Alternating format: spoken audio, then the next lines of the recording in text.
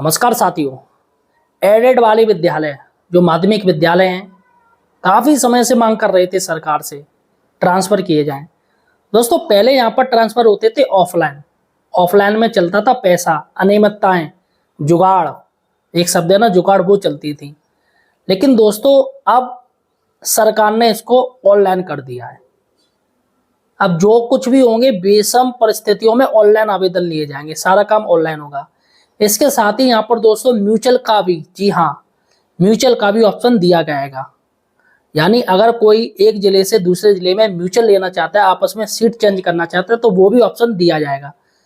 हम यहाँ दोस्तों इस वीडियो में जानेंगे कि आखिर क्या सरकार की ये पॉलिसी है और किन किन शिक्षकों को भारांक मिलेगा, यानी नंबर मिलेंगे, और इन्हीं नंबर के बेस पर उनको ट्रांसफर का फायदा मिलेगा। तो यहाँ पर दोस्तों सरकार ने 4 कैटेगरी बांटी हैं। वो कैटेगरी कौन सी है, और सिर्फ इन्हीं टीचर्स को भारांक मिलेगा, यानी नंबर एक्स्ट्रा मिलेंगे, और बाकी के जो टीचर्स इन चार कैटेगरी में नहीं आएंगे उनको सिर्फ दोस्तों उनके ईयर्स, उनका जो साल है, कितने साल जॉब के हो गए, बस उसको काउंट किया जाएगा। उसके बेस पर दोस्तों नंबर बनेंगे, और नंबर बनने के बाद एक मेरिट बनेगी उसी नंबर को जोड़कर, और जो मेरिट के अंदर आएंगे उनका ट्रांसफर हो जाएगा, मन चाहे जिलों में पहुंच जाएगा, मन चाहे स्कूलों में पहुंच जाएंगे, और जो नहीं आ पाएंगे वो दोस्तों वहीं उसी स्कूल में रह जाएंगे। तो चलेगा, बात करते हैं दोस्तों शिक्षकों की। देखिएगा दोस्तों यहाँ पर आपको टीचर से जुड़ी, सिर्फ टीचर से जुड़ी आपको सारी जानकारी मिलेगी। चाहे आप बिहार से हो, चाहे उत्तर प्रदेश से हो, सभी का आपको सही जानकारी मिलेगी, सही समाधान मिलेगा समस्या का। अतः आप हमारे चैनल बेरोजगार हेल्पर को यार सब्सक्राइब जरूर कीजिएगा, हमें सपोर्ट कीजिएगा। दोस्तों कंचन वर्मा जी ने, महानिदेशक जी ने एक जियो जारी किया है टीचर्स को लेके। माध्यमिक जो टीचर्स परेशान थे उनके ट्रांसफर को लेके, तो फाइनली अब जियो जारी कर दिया है। चलेगा, बात करते हैं कि कब से इनके दोस्तों आवेदन लिए जाएंगे और कैसा क्या इसमें रहेगा। यहाँ पर दोस्तों सबसे बड़ी बात है कि 8 जनपद जो एस्पिरेशनल जनपद हैं, महत्वाकांक्षी जनपद हैं, उन पर रोक लग गई है। ये बहुत गलत हुआ। क्या उनका कभी ट्रांसफर नहीं होगा? अगर देखा जाए तो उनके यहाँ इन 8 जनपदों में हर तरीके के ट्रांसफर पर रोक है।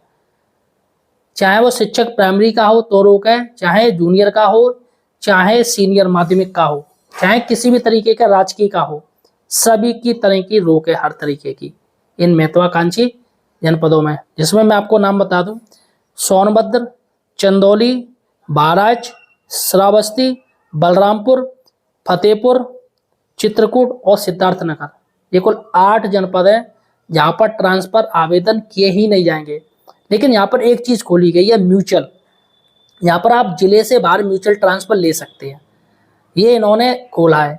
यानी कि एक जाएगा एक आएगा, जिससे उनकी जो छात्र अनुपात, शिक्षक अनुपात है, उस पर दिक्कत ना हो। जो सरकार देख भी रही है, इसी को थोड़ा अलाउड कर रही है। आने वाले समय में सिर्फ म्यूचुअल ट्रांसफर खोले जाएंगे, चाहे वो जिले के बाहर हो चाहे जिले के अंदर हो।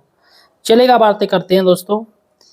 यहाँ पर निदेशालय ने रिक्तियाँ मांगी हैं, इनका विवरण मांगा है कि किस जनपद में कितने शिक्षकों के पद खाली हैं या कहाँ कहाँ जरूरत है।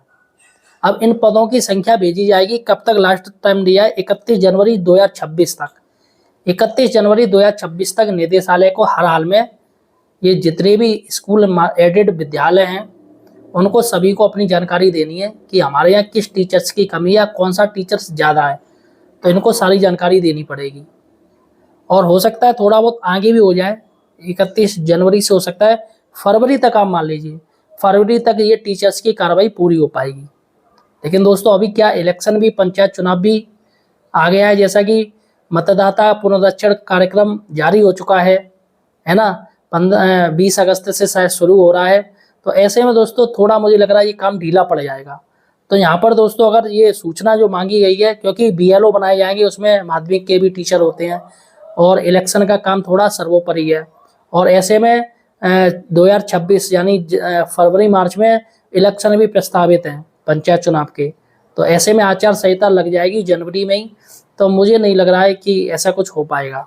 चलेगा, बात करते हैं कि यहाँ पर क्या आरक्षण दिया जाएगा, किस तरीके से। मैंने आरक्षण की बात, तो देखिएगा यहाँ पर पति पत्नी को भी आरक्षण दिया जाएगा, यानी जो हस्बैंड वाइफ दोनों नौकरी में, उनको आरक्षण दिया जाएगा। और अगर आप महिला हैं तो आपको भी आरक्षण दिया जाएगा। यहाँ पर नंबर आपको दिए जाएंगे, जैसे कि अगर आप महिला हैं, सिर्फ महिला हैं, महिला ट्रांसफर लेना चाहती है तो उसको 10 नंबर मिलेंगे उसके महिला होने पर। और फिर उनकी नौकरी जोड़ी जाएगी, उनको कितने साल हो गए हैं, जैसे किसी को 5 साल हो गए तो उसके 15 नंबर हो गए। अगर पुरुषों की बात करें तो पुरुषों को 5 साल हुए तो उनके सिर्फ 5 नंबर ही माने जाएंगे, क्योंकि पुरुषों को 10 नंबर का भारांक नहीं मिलेगा। हम यहाँ पर बात करते ऐसी कौन सी कैटेगरी है जिस पर भारांक दिया जाएगा, तो कैटेगरी वाइज बात की गई है। तो यहाँ पर देखिएगा 4 कैटेगरी बांटी गई है सिर्फ। और यहाँ पर एक और बात आपको बता दूं, विकलांग को इसमें नहीं मिलेगा, विकलांग को कोई भारांक नहीं मिलेगा। ऐसी अभी जो बात की गई है, हो सकता है कि दे दिया जाए आगे चल के। यहाँ पर 4 कैटेगरी बांटी गई है। पहली कैटेगरी है पति पत्नी, जिसके हस्बैंड वाइफ में से नौकरी में है दोनों, और कोई एक ट्रांसफर लेना चाह रहा है तो उसको नंबर मिलेंगे, उसको 10 नंबर दिए जाएंगे, ठीक है। दूसरी बात करते हैं असाध्य रोगी। असाध्य रोगी यानी कि या तो आप खुद हो, आपका खुद का ट्रीटमेंट चल रहा हो, या आपके बच्चों में, माता पिता नहीं, अगर आपकी शादी हो गई है तो आपके बच्चे प्लस पत्नी, अगर उनमें कोई असाध्य रोगी से पीड़ित है, उसका ट्रीटमेंट चल रहा है, तो आप सारी रिपोर्ट्स, और ये नहीं असाध्य रोगी अभी 6 महीने में ही आपका ट्रीटमेंट शुरू हो गया या 1 महीने में ही, करीब 1.5 साल का 1 साल का नियम होता है कि असाध्य रोगी का 1 साल का ट्रीटमेंट चलना चाहिए। ऐसा ना हो कि 1 महीने बाद ही आपने पूरी फाइल बनवा ली, उसकी जांच भी होती है। तो 1-1.5 साल का आपका ट्रीटमेंट होना चाहिए उसमें रिपोर्ट्स में, और क्या बीमारी है सारा कुछ सही होना चाहिए विवरण, ठीक है। माता पिता का इसमें दोस्तों नहीं छूट दिया जाएगा, माता पिता के लिए नहीं कहा गया है, सिर्फ अपने परिवार तक का आप सीमित रखोगे। अगर आप अनमेरिड हैं, अगर आप महिला अनमेरिड हैं, या फिर आप जेंट्स हैं वो अनमेरिड हैं, तो ऐसे माता पिता को दिया जाएगा, उसमें लिया जाएगा, ठीक है। दूसरा है जो राजकोष वेतन पा रहे हैं, जो राजकोषीय वेतन पा रहे हैं उनको इसमें 10 नंबर दिए जाएंगे। और जिनकी 58 साल पूरी होने को है, यानी उनकी रिटायरमेंट में 2-3 साल बाकी हैं, 2 साल बाकी है, 60 साल होती है शायद, या 62 होती है माध्यमिक की, तो उनकी अगर रिटायरमेंट जो 58 साल के हो गए हैं, 58 ईयर्स के हो गए, उनको हर हाल में ट्रांसफर दिया जाएगा, उनकी वरीयता पहले रखी जाएगी। यानी इन सब को छोड़ दिया जाए तो सबसे पहले जिनकी 58 साल पूरी हो जाएंगी उनको ट्रांसफर दिया जाएगा। तो दोस्तों ये ट्रांसफर थी माध्यमिक के बारे में, जो कि मैंने आपको बता दी है। इसके अलावा आपको और कोई जानकारी चाहिए माध्यमिक से रिलेटेड, ट्रांसफर से रिलेटेड, तो मुझे कमेंट सेक्शन में जाके पूछ सकते हैं, मैं आपका जवाब दूंगा। लेकिन दोस्तों उससे पहले आप हमारे चैनल बेरोजगार हेल्पर को यार सपोर्ट जरूर कीजिएगा, चैनल को सब्सक्राइब कीजिएगा। यहाँ पर दोस्तों आपको सही और सटीक जानकारी सिर्फ हमारे चैनल पर मिलेगी। आपको पूरे यूट्यूब में कोई चैनल नजर नहीं आएगा जो टीचर्स के हितों की बात करता हो। अतः आप हमारे चैनल को सपोर्ट कीजिए।